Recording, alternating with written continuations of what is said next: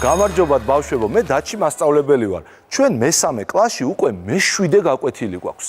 წინა გაკვეთილზე ალბათ გახსოვთ, ჩვენ ამოცანებზე ვისაუბრეთ, რომელსაც მე მათემატიკური პრობლემები დავარქვი. ამოცანები შედგება პირობისგან, რაღაცა ამბისგან და შეკითხვისგან. გახსოვთ ხომ? შემდეგ, როდესაც ხსნიდით ამ ამოცანებს, ჩვენ წერდით შეკითხვებს და მე გთხოვეთ, როცა კი თქვენ ამოცანაში შეკითხვებს დაწერთ, ან დამხმარესან ძირითადაც, ყოველთვის არ დაიზაროთ და ეს შეკითხვები დაწეროთ ვრცლად. დღეს მე ისევ ამოცანებზე უნდა გესაუბროთ და გასწავლოთ რამდენიმე ძალიან მაგარი ხერხი ამოცანების ამოხსნის. მოდი, დაფაზე გადავინაცვლოთ და აი აქ ვნახოთ როგორი ამბავი გვაქვს, როგორი ამოცანა გვაქვს. ესე იგი, პაპას ყავს ფისო, ერთგული ძაღლი და მხიარული ვირი. თურმე ერთ-ერთი მათგანი არის 3 წლის, ერთ-ერთი არის 5 წლის და ერთ-ერთი არის 6 წლის, მაგრამ პაპას დაავიწყდა რომელია 3 წლის, რომელი 5-ის, რომელი 6-ის. ჩვენ უნდა მივეხმაროთ. ჩვენ უნდა გავარკვიოთ რომელი ცხოველი რამდენი წლის არის. აქ ნახეთ რა გვიწერია, პაპას ახსოვს რომ ფისო არ არის 5 წლის. და ასევე ახსოვს რომ ვირი არ არის არც 3 წლის და არც 5 წლის. ახლა გავიხსენოთ ჩვენ წინა გაკვეთილი და აი ამ ამბავს ყველაფერი ზედმეტი მოვაშოროთ და ნახეთ რა დაგვრჩება. აი ნახეთ რა დაგვრჩა. დაგვრჩა ის მნიშვნელოვანი, რაც ამ ამბის გასარკვევად დაგვჭირდება. ნახეთ რა დაგვრჩა. ფისო არ არის 5 წლის და ვირი არ არის არც 3 წლის და არც 5 წლის. ამ ამოცანის ამოსახსნელად მე აი ასეთ ცხრილს გამოვიყენებ. სადაც პირველ სვეტში მყავს ფისო, ძაღლი და ვირი და პირველ სტრიქონში მაქვს ასაკები 3 წელი, 5 წელი და 6 წელი. ახლა აუჩქარებლად გავყვები ამოცანის პირობას. პირველი, რაც ძალიან ჭირდება, ეს არის რომ ფისო არ არის 5 წლის. თუ ფისო 5 წლის არ არის, მე მაშინ ფისოს გასწვრივ 5 წელთან აი ასე დავსვავ ჯვარს. არ არის ფისო 5 წლის. ვირი არ არის არც 3 წლის და არც 5 წლის. მაშინ ვირის გასწვრივ აქაც დავსვავ ჯვარს და აქაც დავსვავ ჯვარს. ნახეთ რა გამოვიდა. ვირი თუ არ არის არც 3 წლის და არც 5 წლის, ესე იგი 6 წლის ყოფილა. აი ასე, 6 წლის ვინ არის უკვე გავარკვიეთ, ესე იგი აბა ავყვეთძევით ძაღლი არ იქნება 6 წლის, არც კატა იქნება 6 წლის. ახლა გადავინაცვლოთ აქეთ. ფისოსთან შევხედოთ რა ხდება. ის არ არის არც 5 წლის, არც 6 წლის. უკვე ვიცით. 3 წლის არის. გავაგრძელეთ. ფისო თუ 3 წლის არის, ძაღლი არ ყოფილა 3 წლის. და ძაღლი გამოვიდა 5 წლის. აი ასე. ნახეთ რა საინტერესოდ გამოგვივიდა. ახლა ნახეთ. ზუსტად იგივე ამბავს მე სულ სხვანაირად მოვყვები. და გავარკვე ვინ რამდენი წლის არის. ჯერ მოვნიშნავ იმას, რაც აქ გვიწერია. ესე იგი, ფისო არ არის 5 წლის, ვირი არ არის არც 3 წლის და არც 5 წლის და ახლა სხვანაირად დავიწყებ ფიქრს. გამოვიყენებ სიტყვებს თუ და მაშინ. ნახეთ. თუ 5 წლის არ არის არც ფისო და არც ვირი. ვინ ყოფილა 5 წლის? 5 წლის ყოფილა მართალია, ძაღლი. ახლა გავაგრძელებ ფიქრს. თუ ძაღლია 5 წლის, მაშინ ძაღლი არ ყოფილა არც 3 წლის და არც 6 წლის. კიდევ გავაგრძელოთ. თუ 3 წლის არ არის არც ვირი და არც ძაღლი, მაშინ ვინ არის 3 წლის? ფისო რა თქმა უნდა. ესეც ასე. ფისო თუ არის 3 წლის, ის არ ყოფილა 6 წლის. 6 წლის გამოდის ვირი. კი ბატონო, ნახეთ როგორ მოგვეხმარა. ცხრილი ძალიან მაგრად მოგვეხმარა და თან ერთი რამ უნდა გავითვალისწინოთ ცხრილის შევსების დროს.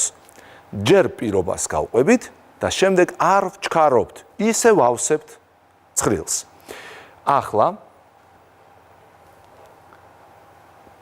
პირობა შევცვალოთ და ვთქვათ, რომ ჩვენს პაპას ახსოვს ასეთი რამ, რომ ვირი არის 3 წლის, ეს ახსოვს, ვირის წლოვანება ახსოვს, მაგრამ ძაღლის წლოვანება არ ახსოვს. ერთადერთი ახსოვს ის, რომ ძაღლი არ არის 5 წლის. მაშინ ძაღლთან ჩვენ ვსვავთ ჯვარს. აი ეს ცოტა სხვანაირი პირობაა. ხედავთ? მოდი ახლა აქაც შევეცადოთ მივეხმაროთ ჩვენს პაპას. დავიწყეთ. ვირი თუ არის 3 წლის, ის არ არის არც 5-ის და არც 6-ის. თუ ის 3 წლის არის, 3 წლის არ ყოფილა არც ძაღლი და არც კატა. მაშინ ძაღლი რამდენი წლის გამოდის? დიახ, 6-ის. თუ ძაღლი 6 წლის არის, მაშინ 6 წლის არ ყოფილა ფისო. და ფისო გამოდის 5 წლის. აი კიდევ სხვანაირად შევძელით ახლა ამ ამოცანის ამოხსნაც. მშვენიერი. ახლა ჩვენ გვყავს ბებია და თქვენ უნდა მიეხმაროთ ბებიას, რომ გაარკვიოს მისი აი ეს კრუხი, აი ეს იხვი და ფარშევანგი რამდენი წლისები არიან. მასაც არ ახსოვს, რომელი რამდენი წლის არის, მაგრამ მას ახსოვს, რომ იხვი არ არის 3 წლის და ფარშევანგი არ არის არც 1 წლის და არც 3 წლის.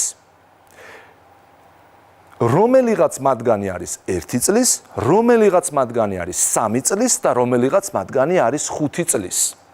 მოდით ახლა აი ამ ამბიდან, როგორც ჩვენ წინა გაკვეთილზე ვთქვით, მოვინიშნოთ ის, რაც არის მთავარი. თქვენც მოინიშნეთ.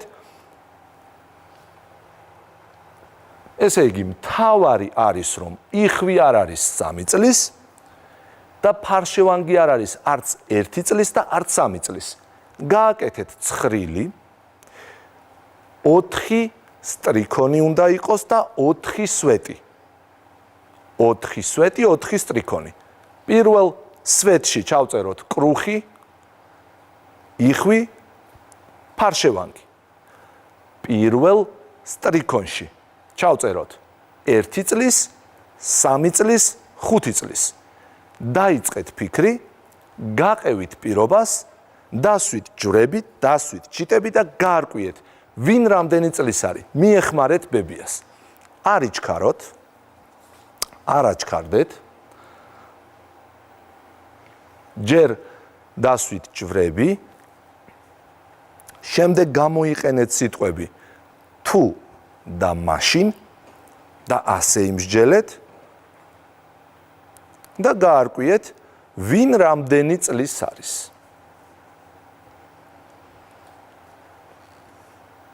არ იჩქაროთ, გადიხართ უკვე ბოლოში. ძალიან კარგი. მეც მოვემზადები და მე მგონი შეგვიძლია უკვე ვნახოთ. ვნახოთ პასუხი, ესეც ასე. ესე იგი, ჩვენი კრუხი ყოფილა 3 წლის, იხვი ყოფილა 1 წლის, ხოლო ფარშევანგი 5 წლის. აი ნახეთ, ეს ცხრილი ძალიან მოგვეხმარა ჩვენ იმისთვის, რომ გაგვერკვია ამოცანის პრობლემიდან გამოსულიყავით ძალიან მარტივად. კიდევ ერთი მეთოდი მინდა გასწავლოთ მე თქვენ ამოცანების ამოხსნის. ამისათვის ჩვენ ახლა გადავინაცვლოთ მაღაზიაში.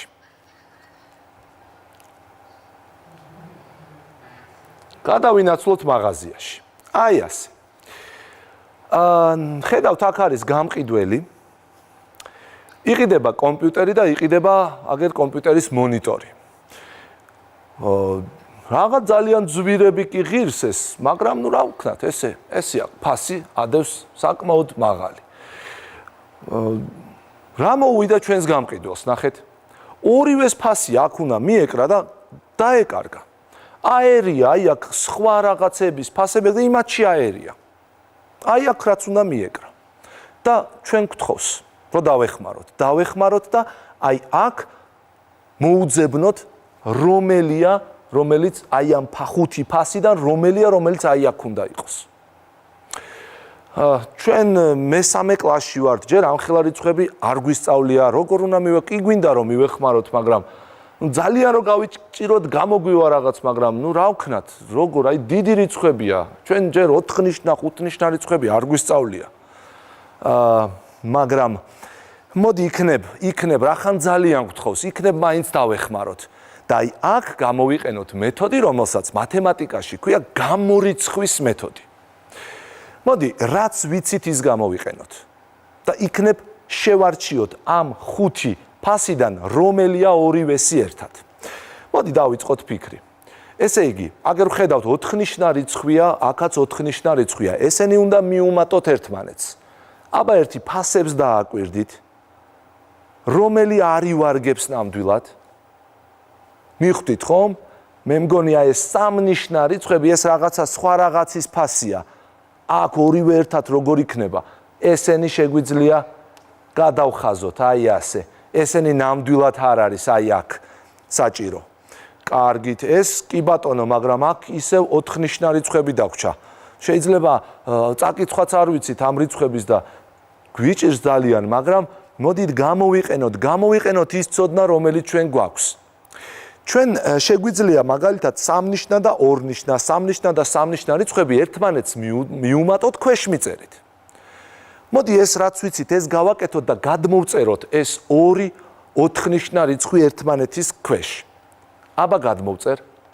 აი ეს 4 ნიშნა რიცხვი და ამას უნდა დაუმატოთ აი ეს 4 ნიშნა რიცხვი.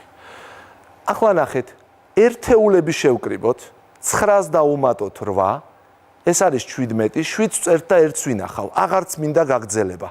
აი ამ 7-იანით იქნებ მივხვდეთ, რომელი ფასია. აბა დააკვირდით, აქ 8 ლარი მთავრდება, აქ 1 ლარით, აქ 7 ლარით.